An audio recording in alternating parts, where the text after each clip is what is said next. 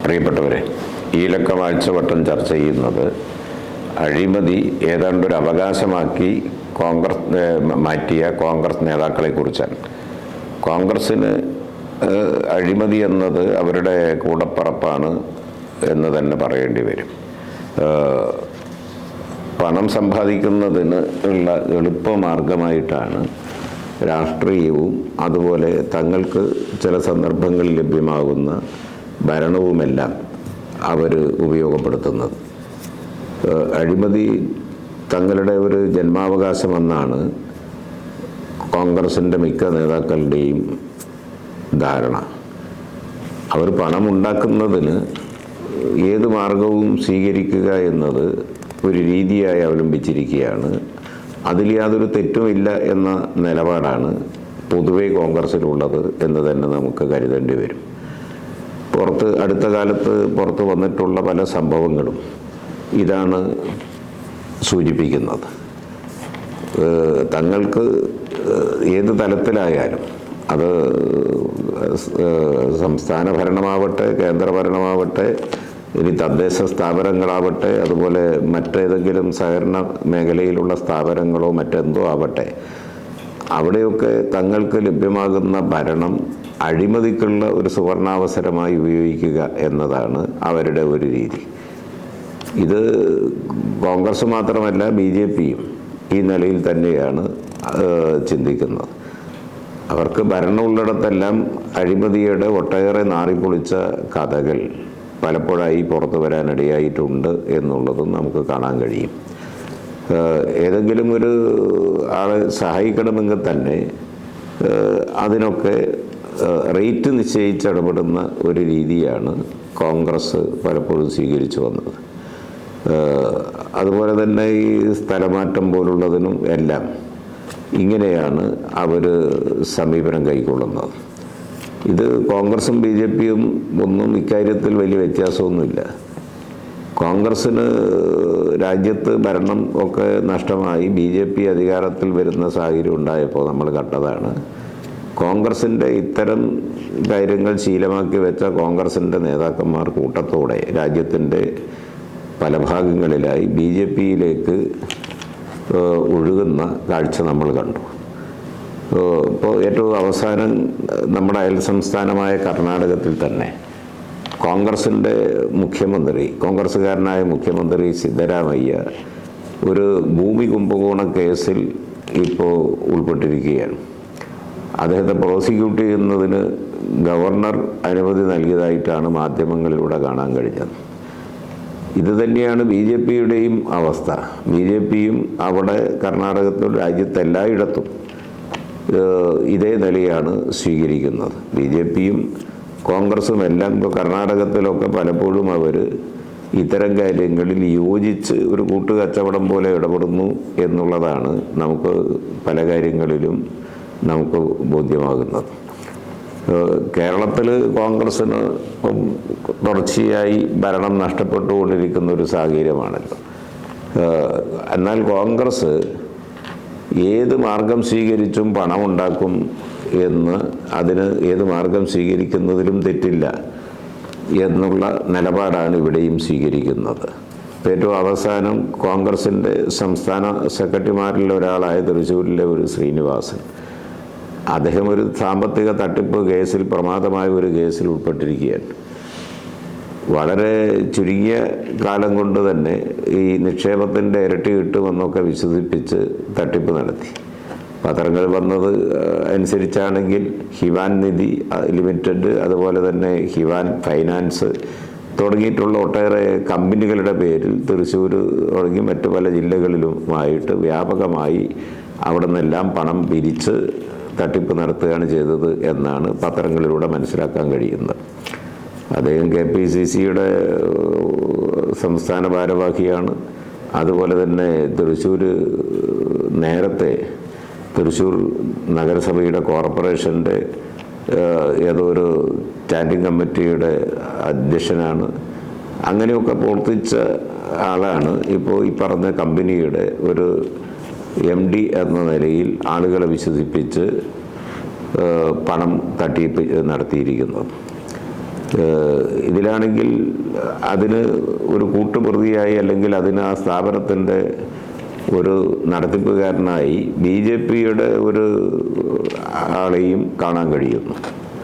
പത്രങ്ങൾ കണ്ടത് അദ്ദേഹം ഗുണ്ടാ ലിസ്റ്റിലുള്ള, പോലീസിൻ്റെ ഗുണ്ടാ ലിസ്റ്റിലുള്ള ആളാണെന്നാണ് ഈ BJPക്കാരൻ. ഇങ്ങനെയെല്ലാമുള്ള ഒരു തട്ടിപ്പ് സംഘമായി ഇവരെല്ലാം മാറുന്നു എന്നാണ് സമീപ ദിവസങ്ങളിൽ മാധ്യമങ്ങളിൽ വരുന്ന വാർത്തകളെല്ലാം ക്രോഡീകരിക്കുമ്പോൾ, അതിലൂടെയെല്ലാം കണ്ണോടിക്കുമ്പോൾ നമുക്ക് കാണാൻ കഴിയുന്നത്. ഇപ്പോൾ ഒട്ടേറെ പേർ ഇതിൻ്റെയൊക്കെ അടിസ്ഥാനത്തിൽ പരാതി നൽകി, അതിൻ്റെ അടിസ്ഥാനത്തിൽ പോലീസ് തന്നെ കേസ് എടുത്ത് അന്വേഷിക്കുന്നതായിട്ടാണ് കാണാൻ കഴിയുന്നത്. ഇവരെല്ലാം തട്ടിയെടുത്ത സംഖ്യ എത്രയോ വലുതാണ്, കോടികളുടേതാണ് എന്നാണ് നമുക്ക് മനസ്സിലാക്കാൻ കഴിയുന്നത്. പോലീസിൽ ഒക്കെ പരാതിപ്പെടുന്നതിന് മുമ്പ് കോൺഗ്രസിൻ്റെ സംസ്ഥാന നേതൃത്വത്തെയൊക്കെ ഈ പരാതിക്കാരുടെ അതായിട്ട് പത്രങ്ങളിൽ കാണാനിടയായത് കോൺഗ്രസിൻ്റെ KPCC പ്രസിഡന്റിനെയും അതുപോലെ പ്രതിപക്ഷ നേതാവിനെയും പല പ്രാമാണികരായ കോൺഗ്രസ് നേതാക്കന്മാരെയെല്ലാം സങ്കട നിവൃത്തിക്കായി സമീപിച്ചു എന്നാണ്. എന്നാൽ അവരാരും തിരിഞ്ഞു നോക്കിയില്ല എന്ന പരാതിക്കാരുടെ വേവലാതിയാണ് പത്രങ്ങളിലൂടെയൊക്കെ കാണാൻ കഴിയുന്നത്. അതുപോലെ സംസ്ഥാനത്തിൻ്റെ പല ഭാഗത്തും, കൊല്ലത്തും അതുപോലുള്ളിടത്തെല്ലാം പലയിടത്തും ഇങ്ങനെ ഓരോ പേരിൽ തട്ടിപ്പ് നടന്നതായി പത്രങ്ങളിലൂടെ മനസ്സിലാക്കാൻ കഴിയുന്നു. അതിൻ്റെയൊക്കെ അടിസ്ഥാനത്തിൽ കൊല്ലത്ത് കഴിഞ്ഞ ദിവസം പത്രങ്ങൾ കണ്ടത് കോൺഗ്രസിൻ്റെ ഒരു നേതാവിൻ്റെ വീട്ടുപടിക്കൽ ഇങ്ങനെ ഈ തട്ടിപ്പിനിരയായവർ സമരത്തിലാണ് എന്നൊക്കെ കാണാനിടയായി. ഈ കോൺഗ്രസിൻ്റെ KPCCയുടെ പ്രസിഡന്റ് തന്നെ വലിയ സാമ്പത്തിക തട്ടിപ്പ് കേസിൽ പ്രധാന പ്രതിയായിട്ട് നിൽക്കുകയാണല്ലോ. ഒരു മോൻസൺ മാവുങ്കലിൻ്റെ തട്ടിപ്പ് കേസിൽ ഒരു രണ്ടാം പ്രതി, അതിലെ രണ്ടാം പ്രതിയാണ് KPCCയുടെ പ്രസിഡന്റ് എന്ന് നമുക്ക് കാണാൻ കഴിയുന്നുണ്ട്. ആ കേസിലാണെങ്കിൽ അറസ്റ്റിലായ KPCC പ്രസിഡന്റ് ഹൈക്കോടതി വഴിയാണ് ജാമ്യം നേടി പുറത്തിറങ്ങി വന്നിട്ടുള്ളത്. അതുപോലെ വ്യാജരേഖയുണ്ടാക്കിയിട്ട് പലരിൽ നിന്നും ലക്ഷക്കണക്കിന് രൂപ പലരിൽ നിന്നും ഈ KPCCയുടെ ഒക്കെ പ്രസിഡന്റിൻ്റെ ഒക്കെ സഹായത്തോടെ തട്ടിയെടുത്ത് എന്നതാണ് ഈ മോൻസൺ മാവുങ്കലുമായി ബന്ധപ്പെട്ട് പുറത്തു വന്ന പത്രങ്ങൾ വന്ന വാർത്ത ശരിയാണെങ്കിൽ അതിലുള്ള കേസ് ഇതാണെന്നാണ് മനസ്സിലാകുന്നത്. ഇങ്ങനെ പല വിധത്തിൽ കോൺഗ്രസിൻ്റെ നേതാക്കന്മാർ ഈ നിലയിലെല്ലാം ഈ സമീപകാലത്ത് ഒട്ടേറെ തട്ടിപ്പുകൾ, സാമ്പത്തിക തട്ടിപ്പുകളിൽ പ്രതിസ്ഥാനത്ത് പ്രമുഖരായ കോൺഗ്രസ് നേതാക്കന്മാർ പ്രതിസ്ഥാനത്ത് നിൽക്കുന്നതായിട്ടാണ് കാണുന്നത്. കണ്ണൂരിലാണെങ്കിൽ K. കരുണാകരൻ സ്മാരക ട്രസ്റ്റിൻ്റെ പേരിൽ കോടികൾ പിരിച്ച് അതെല്ലാം ഇപ്പോൾ അതിനെപ്പറ്റി യാതൊരു കണക്കും ഒന്നുമില്ല എന്ന നിലയിലാണ് വാർത്തകൾ കാണാനിടയായത്. അതും സുധാകരൻ്റെ കോൺഗ്രസിൻ്റെ സംസ്ഥാന പ്രസിഡന്റിൻ്റെ പേരുമായി ബന്ധപ്പെടുത്തിയാണ് അതിൻ്റെയെല്ലാം വാർത്തകൾ പുറത്തു വന്നത്. അതുപോലെ തന്നെ ഒരു KPCCയുടെ ജനറൽ സെക്രട്ടറി, KPCCയുടെ സെക്രട്ടറി വയനാട്ടിൽ പുൽപ്പള്ളി സർവീസ് സഹകരണ ബാങ്കിൽ നിന്ന് ഏതാണ്ട് കോടികൾ തട്ടിയെടുത്ത കേസും പുറത്തു വന്നത് സമീപകാലത്താണ്. അദ്ദേഹം ബാങ്ക് പ്രസിഡൻ്റായിരിക്കെ ഒരു രേഖയുമില്ലാതെ സ്വന്തക്കാരുടെ പേരിൽ വായ്പ എടുത്ത് തട്ടിപ്പ് നടത്തുകയാണ് ചെയ്തത് എന്നാണ് പത്രങ്ങളിലൂടെ മനസ്സിലാക്കാൻ കഴിഞ്ഞത്. അതുപോലെ അനേകം ഇതുപോലുള്ള തട്ടിപ്പുകൾ കോൺഗ്രസിൻ്റെ നേതാക്കന്മാരും അതുപോലെ പ്രവർത്തകന്മാരും എല്ലാം പ്രതിസ്ഥാനത്ത് നിൽക്കുകയാണ്. പലരും പിടിയിലായിട്ടുണ്ട്. ഇതാണ് കേരളത്തിൽ കോൺഗ്രസിൻ്റെ അവസ്ഥ എന്നുള്ളത്. അതുപോലെ രാജ്യത്തെ കോൺഗ്രസിൻ്റെയും BJPയുടെയും എല്ലാം അവസ്ഥ ഇത് തന്നെയാണ്. കേരളത്തിലെ പ്രതിപക്ഷ നേതാവിൻ്റെ പുനർജനി തട്ടിപ്പ് ഈ കൂട്ടത്തിൽ കൂട്ടിച്ചേർത്ത് നാം കാണേണ്ട കാര്യം തന്നെയാണ്. ഇങ്ങനെ ഓരോ ദിവസവും കോൺഗ്രസിൻ്റെ നേതാക്കന്മാർ പ്രതികളാകുന്ന തട്ടിപ്പ് കേസ് എല്ലാം അടിക്കടി ഉണ്ടായിക്കൊണ്ടിരിക്കുകയാണ്. പക്ഷേ ഒരു പ്രത്യേകത, എല്ലാവരും ശ്രദ്ധിക്കുന്ന ഒരു കാര്യം, ഇങ്ങനെയൊക്കെയാണെങ്കിലും കേരളത്തിലെ ടെലിവിഷൻ മാധ്യമങ്ങളോ പ്രധാന പത്ര മാധ്യമങ്ങളോ ഒന്നും, ഈ മാധ്യമങ്ങളൊന്നും ഇത് വാർത്തയാക്കാറില്ല. കോൺഗ്രസിൻ്റെ അഴിമതി അതത്ര കാര്യമല്ല, അവർക്ക് അഴിമതി നടത്തുന്നതൊക്കെ അവരുടെ ജന്മാവകാശമാണ് എന്ന നിലയിൽ ഇതെല്ലാം വകവെച്ചു കൊടുക്കുകയാണ്. അതിനെ ലഘൂകരിക്കുകയും പലപ്പോഴും വെള്ളപൂശുകയും ചെയ്യുന്ന ഒരു സമീപനമാണ് പ്രധാന മാധ്യമങ്ങളടക്കം സ്വീകരിക്കുന്നത്. ഇതൊന്നും അങ്ങനെ ഒരു കോൺഗ്രസ്സിനെ വെള്ളപൂശുന്നതിന് വേണ്ടി അല്ലെങ്കിൽ BJPയെ വെള്ളപൂശുന്നതിന് വേണ്ടി ഇത്തരം കാര്യങ്ങൾ അവരുടെ നേതാക്കന്മാരുടെ ഭാഗത്തുനിന്ന് ഉണ്ടായാൽ അതെന്നും ജനങ്ങൾ അറിയാതെ പോകണം എന്ന നിലയിലുള്ള സമീപനമാണ് മാധ്യമങ്ങളെല്ലാം സ്വീകരിക്കുന്നത്. ഇത് നമുക്ക് പൊതുവിൽ കാണാൻ കഴിയുന്ന ഒരു സമീപകാലത്തെ അനുഭവമാണ്.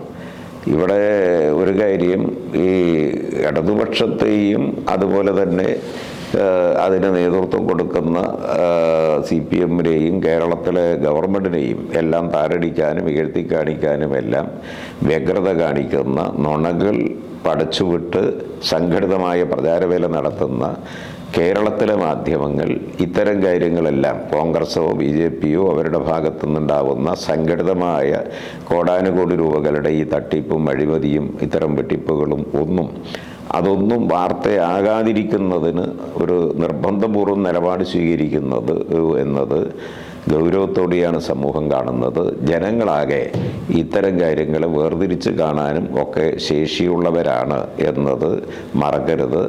ഇത്തരം നീക്കങ്ങളെ മാധ്യമങ്ങൾ വെള്ളപൂശാൻ ശ്രമിച്ചാലും ഇത്തരം തട്ടിപ്പുകളെ വെള്ളപൂശാൻ ശ്രമിച്ചാലും ജനങ്ങൾ ഇക്കാര്യങ്ങളെല്ലാം അത് വിലയിരുത്തുന്നുണ്ട്. ജനങ്ങൾ അതിൻ്റെ അടിസ്ഥാനത്തിൽ ഓരോരുത്തരെയും വിലയിരുത്തി നിലപാട് സ്വീകരിക്കുക തന്നെ ചെയ്യും എന്ന് നമുക്ക് കാണേണ്ടതുണ്ട്.